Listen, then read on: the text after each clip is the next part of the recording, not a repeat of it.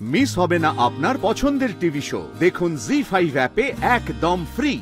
দেবী সন্তোষী, নিয়ম নিয়ে আপনি অনেক কথা বলেন, কিন্তু দেবী উষ্মাকে প্রত্যেক পরিস্থিতিতে সহায়তা করছেন।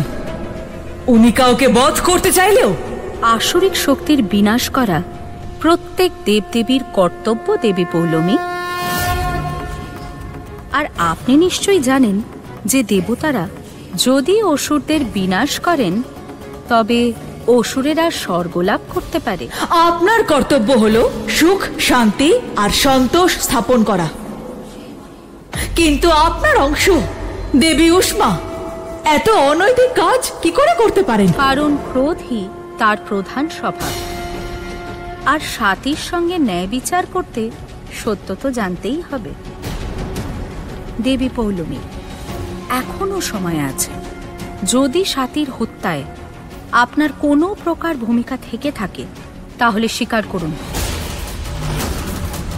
আমি মহাদেবকে বলবো আপনাকে ক্ষমা করে দিতে। ক্ষমা নয়, আমার প্রসন্নতার প্রয়োজন।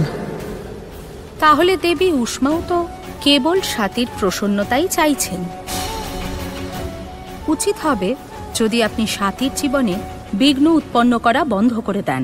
আমি প্রসন্ন হব যদি আমার ভক্ত প্রসন্ন থাকে। আর আজ আমি একটা শপথ করছি দেবী সন্তোষী, আপনার ভক্ত সুস্থ হয়ে ওঠার পূর্বেই আমার ভক্তের বিবাহ ইন্দ্রর সঙ্গে সম্পন্ন হয়ে যাবে।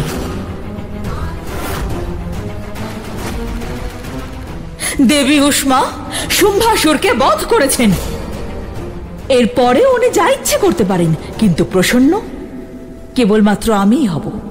এ তো কেবল ভবিষ্যতই বলতে পারে।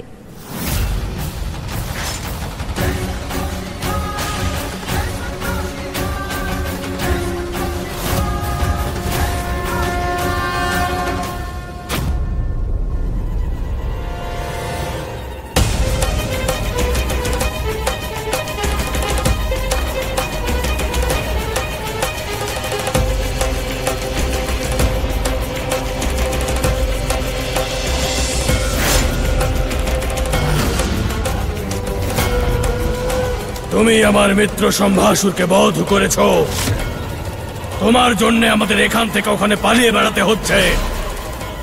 এই কারণে আজ তোমাকে সমাপ্ত করে সম্পূর্ণ অসুর কুলের প্রতিশোধ নেব।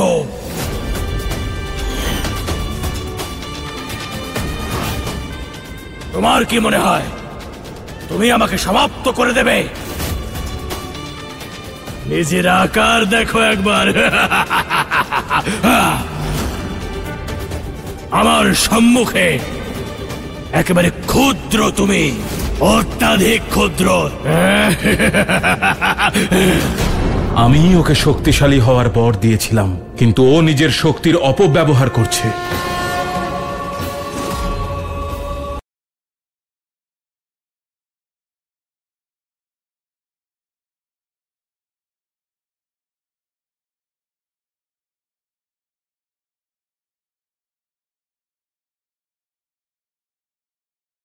জি5 ডাউনলোড করুন আর সব এপিসোড দেখুন একদম ফ্রি।